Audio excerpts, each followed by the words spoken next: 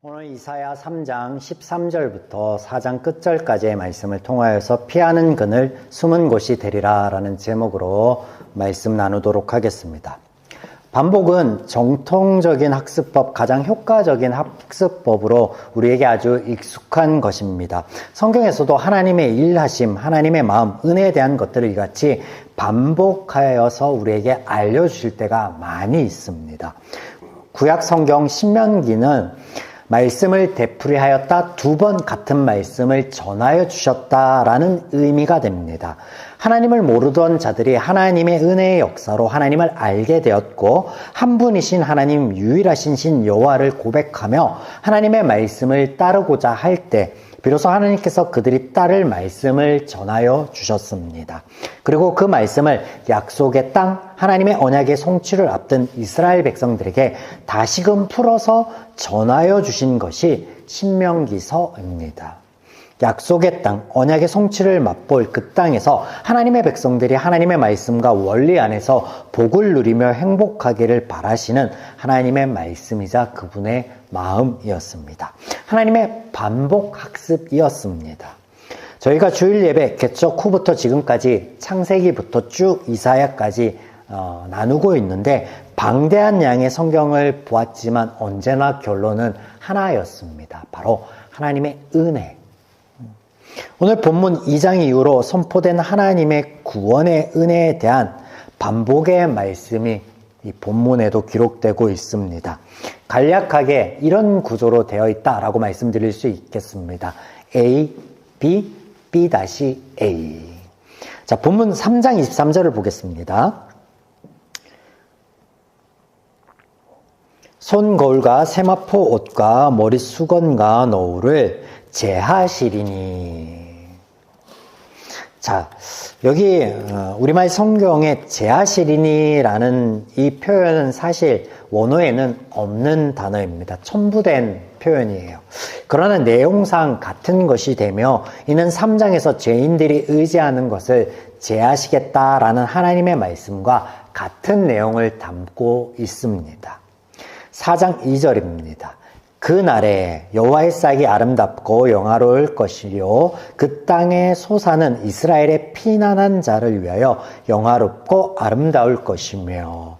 그 날에, 이 장의 마지막 날에라고 이런 말로 시작되고 있는 하나님의 구원의 은혜에 대한 말씀과 본문의 내용이 같습니다.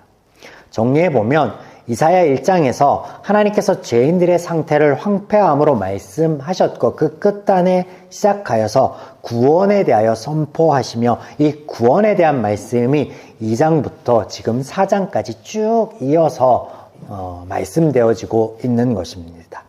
특별히 이 구원의 은혜에서 강조되고 있는 것이 우리가 지난주 또 오늘 나눌 관계입니다.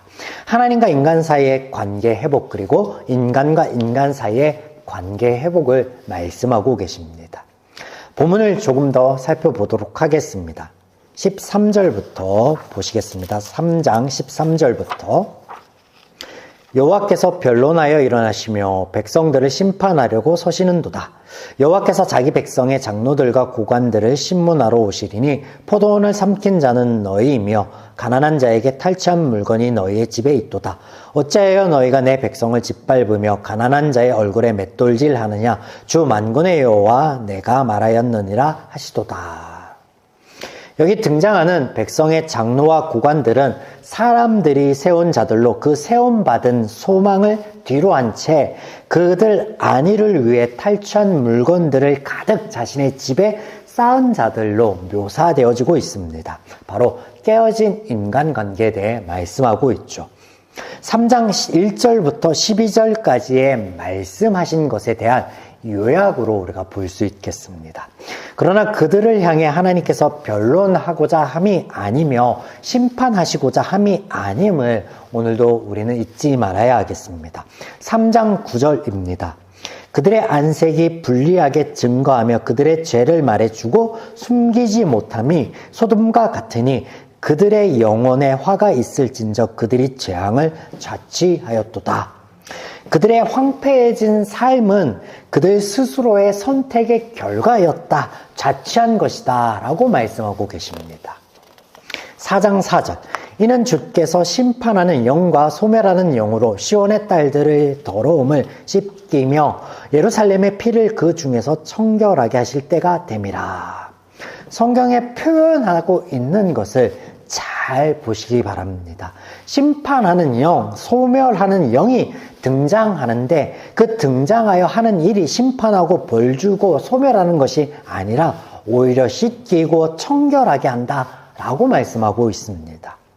성경에서 하나님께서 말씀하여 주시는 것을 경청하자라는 주제로 우리가 성경을 어떻게 볼 것인지 성경을 이해하기 위한 작업들을 쭉 한 적이 있습니다. 그중 성경의 표현 방식 혹은 기술 방식에 익숙해질 필요가 있다라고 나누었던 대목을 조금 언급하고자 합니다. 본문 4절과 같은 말씀이 그것이며 그들 스스로의 행위의 결단이라 라고 말씀하고 있는 3장 9절이 같은 표현이다 라고 말씀드릴 수 있겠습니다. 우리가 흔히 아브라함을 하나님께서 부르셨을 때 그가 친척과 고향을 떠나 하나님께서 지시한 땅으로 갔다. 그래서 순종에 대하여 쉽게 이야기를 하는데 그러나 그렇지 않습니다. 성경 몇 군데를 찾아볼까요? 창세기 12장 1절입니다. 여호와께서 아브람에게 이르시되 너는 너의 고향과 친척과 아버지 집을 떠나 내가 내게 보여줄 땅으로 가라. 자, 이렇게 하나님께서 직접 말씀하신 내용도 있고 실제로 아브람이 거처를 옮긴 기록이 이후에 등장하고 있기 때문에 우리가 아브람이 하나님의 말씀하신 것에 순종하였구나라고 이해하는데 그렇지 않다라는 거예요. 하나님의 말씀이 있는 이 12장 1절 그 이전의 기록들을 좀 보겠습니다. 11장 27절부터 28절 그리고 31절을 제가 읽어드리겠습니다. 데라의 족보도 이러하니라. 데라는 아브람과 나홀과 하란을 낳고 하란은 롯을 낳았으며 하란은 그 아비 데라보다 먼저 고향 갈대아인의 우르에서 죽었더라. 데라가 그 아들 아브람과 하란의 아들 그의 손자 롯과 그의 며느리 아브람의 아내 사레를 데리고 갈대아인의 우르를 떠나 가나안 땅으로 가고자 하더니 하란에 이르러 거기 거류하였으며. 자, 순종이 아닌 선용하심의 은혜입니다. 이미 데라 때 그들이 가나안에 가고자 계획을 세웠다라는 거예요. 그들의 가족 계획 안에 하나님께서는 말씀하여 주셨고 또 그들이 없는 것들, 그들이 소망하는 것들에 대한 약속을 하여 주시는데 우리가 잘 알고 있는 아들이 없기 때문에 아들을 소망하는 그에게 아들을 약속하여 주셨고 또 그들이 민족이 없이 거처가 없이 떠돌아다니는 유리하는 민족 중에 있었는데 그들이 그래서 없는 것 우리가 일정한 거처를 좀 얻었으면 어떨까 우리가 더 큰 집단을 이루어서 좀 안정되면 어떨까 그럴 때 그들에게 민족을 약속하여 주시고 거처를 약속하여 주시는 하나님의 선용하심의 은혜를 말씀하고 계시지 순종이 복의 이유다라고 말씀하고 있지 않아요. 한 가지 더 말씀드리면 아브라함이 하나님을 만난 곳마다 제단을 쌓거든요. 그리고 그가 그의 마음의 변화가 있을 때 하나님께로부터 얻은 그 유일한 아들, 독자를 물론 그 이전에 종을 통해서 얻은 아들도 있지만 그 아들을 바치는 사건도 그가 그런 제단을 쌓고 우상을 섬기고 인신제사를 하고 이런 것들에 익숙한 자이기 때문에 그것을 하나님께서 선용하시는 것으로 등장하는 거예요. 또 다른 기록에 보면 강 저편에서 우상을 섬기고 우상을 만들어 파는 자들로 기록되고 있습니다. 바벨탑 이야기도 마찬가지였죠. 하나님께서 그들을 흩어서 언어를 혼잡게 하신 게 아니라 그 바벨탑 사건 이전에 노아의 가족들, 그 아들들이 흩어진 기록들을 통해서 그 기록 사이에 그들이 흩어지고 또 공동체를 이루고 문화를 이루면서 언어들이 만들어지고 생성되고 흩어졌음을 미리 기록함을 통해서 이것이 하나님의 심판이 아니라 하나님이 죄에 대한 구원의 은혜임을 우리에게 말씀하여 주시는데, 그런데 우리가 성경의 그런 표현 방식, 성경의 그런 기술 방식에 익숙하지 않고 어느 한 부분만 본다라는 거예요. 그래서 오해할 때가 많이 있죠. 본문으로 돌아가서 16절 이하에는 여인들의 장신구에 대한 이야기가 등장하고 있습니다. 또 이것을 하나님께서 대신하게 한다, 드러나게 하고 제하시겠다라고 하십니다. 17절부터 좀 보겠습니다. 그러므로 주께서 시온의 딸들의 정수리에 딱지게 생기게 하시며 여호와께서 그들의 하체를 드러나게 하시리라. 18절 주께서 그날에 그들의 장식한 발목고리와 머리의 망사와 반달 장식과 중약. 23절 손 거울과 세마포 옷과 머리 수건과 너울을 제하시리니. 자, 여기에 하나님께서 제하시겠다라고 하신 장신구들은 어떤 의미일까요? 무엇일까요? 장신구는 몸을 치장하는 모든 것들을 가리킵니다.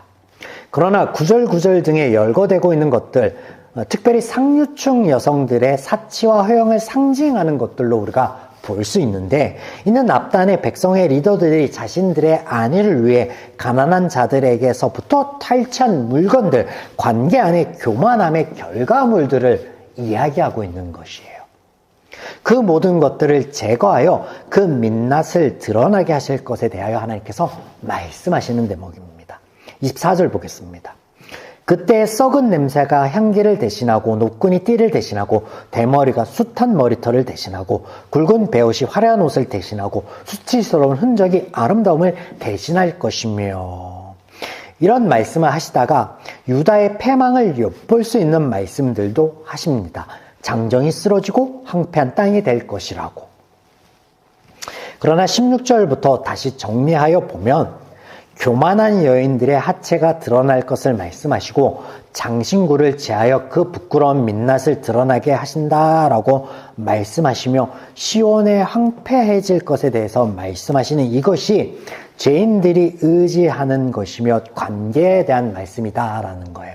그런데 우리 눈에 그 표면적인 말씀들만 보면 그렇게 보이지 않으실 것입니다. 그래서 앞단에 제가 길게 성경식 표현 방식에 대한 말씀을 언급드렸습니다.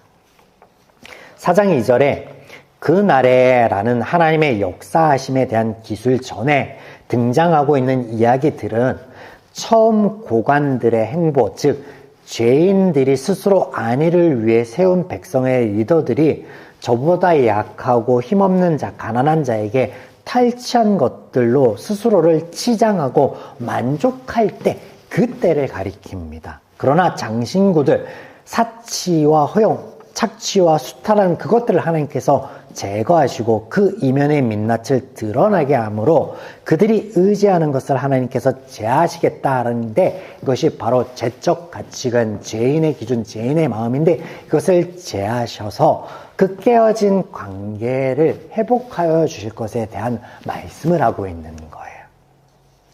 더 이상 사람 위에 서서 수탈하고 허용과 사치를 부리지 않게, 그렇게 않도록 하여 줌을 통하여서 바라시는 것, 이루어낼 종국의 모습은 뭐예요? 인간관계, 올바른 인간관계, 회복을 말하는 것이죠. 그러나 오늘 우리가 이사야서를 읽으며 이런 하나님의 역사하심이 쉬 보이지 않듯 하나님의 구원의 은혜가 성취되어가는 그 과정 가운데 그들, 죄인들 역시 하나님을 온전히 의지하지 못하고 그 구원의 은혜를 바라보지 못할 것이다 라는 것 또한 본문에서 표현하고 있으니 보겠습니다. 4장 1절 그날에 하나님의 은혜가 선포되어지고 그들의 민낯이 드러날 그 날에 7 여자가 한 남자를 붙잡고 말하기를 우리가 우리 떡을 먹으며 우리 옷을 입으리니 다만 당신의 이름으로 우리를 부르게 하여 우리가 수치를 면하게 하라 하리라. 무슨 말입니까? 7 여자가 일어나 우리에게 아직 양식과 재물이 있어. 이것을 사용할 테니 너는 우리의 남편 역할만 좀 해주면 좋겠어. 우리에게 모든 것들이 다 있어. 그것들을 통해서 충족할 수 있는데 그런데 없는 것 한 가지가 있으니 그것을 좀 충족해주면 좋겠어 라고 또 다른 의지할 만한 것을 찾아 나아가는 죄인의 민낯에 대해서 하나님께서 알려주시고 계십니다. 자, 이때 또한 선포되는 하나님의 말씀은 그들이 의지하는 그 한 남자가 너희의 온전한 피할 곳, 의지할 곳이 아닌 하나님만이 유일한 죄인들의 온전한 피할 곳이며 의지할 곳이 되심에 대하여 선포하고 있습니다. 본문의 4장 5절로 6절의 말씀이 됩니다. 읽어볼까요? 여호와께서 거하시는 온 시온산과 모든 지폐 위에 낮이면 구름과 연기, 밤이면 화염빛을 만드시고 그 모든 영광 위에 덮개를 주시며 또 초막이 있어서 낮에는 더위를 피하는 그늘을 지으시며 또 풍우를 피하는 숨는 곳이 되리라. 심판이 아닌 회복을 약속하여 주고 계시며 우리의 온전한 의지, 피난처가 되어주실 것에 대하여 선포하여 주고 계십니다. 사랑하는 여러분, 오늘 나는 나의 안위를 위해 또 삶의 평안과 복을 위해 무엇을 의지하고 구하고 있는지 돌아보시기 바랍니다. 비단 이것이 삶 가운데 우리가 지향하고 있는 바뿐만 아니라 하나님께 나와 기도하는 기도의 제목 가운데서도 좀 분별해 볼 필요가 있겠죠. 내가 찾고 구하는 것이 오늘 말씀 가운데 있는 허울뿐인 장신구는 아닌지, 무엇을 하나님 안에서 구하고 바라야 하는지 지혜롭게 말씀 가운데 분별하시길 바랍니다. 또 베푸신 하나님의 은혜를 하나님께서 허락하여 주신 우리 주변 가운데 함께 누려가는 오늘의 감사 예배, 또 우리의 맞이한 한 주가 되기를 주님의 이름으로 축원드립니다. 아멘.